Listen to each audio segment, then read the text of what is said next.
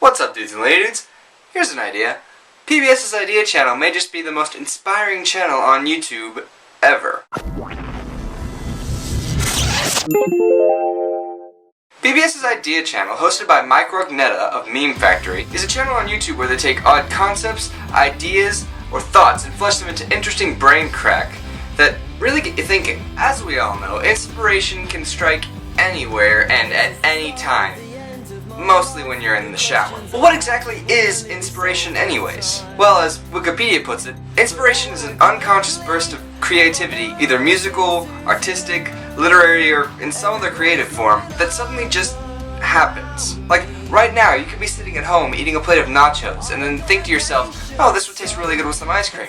And voila, you just had inspiration. And you just invented the ice cream nachos. Now, in actuality, it probably wouldn't taste that good, but nonetheless, you were inspired to make them. Just as Bach was inspired to write music, or Michelangelo inspired to paint. As inspiration is kinda hard to pinpoint, seeing as it is random and sporadic. Something we can measure is what stimulates the brain to be creative. Our brain can be stimulated in almost infinite ways, by sight, sound, taste, touch, smell, or in many cases, multiple at once. Now, since we can't taste, touch, or smell a YouTube channel, the two senses that are getting a kick out of this are our sight and our hearing. On a side note, imagine how weird it would be if you could actually taste me. Who knows, I could taste like ice cream nachos.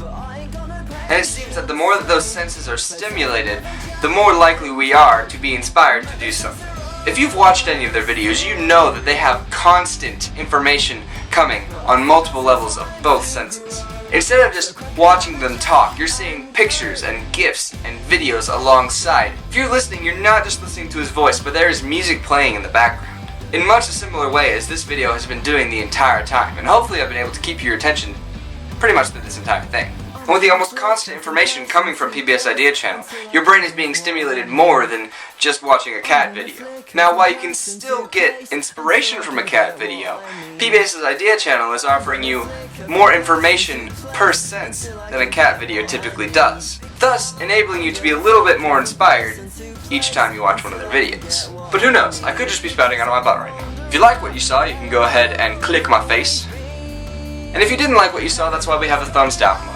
Mike and the rest of the PBS Idea channel crew, if you watched this video, thank you so much for actually watching this video. I put a lot of time and effort into it, a lot more than I've done in pretty much every other video I've ever made. And Mike, I hope you enjoyed my impersonation of you. I probably didn't do too well of a job, but I'm not really an actor, I'm a vlogger. Anyway, let's see what you guys had to say about my last copycat video, the Pokemon rant. Rocketeer Raccoon said that basically, the new black and white are not all bad, and I only made a case for the bad ones.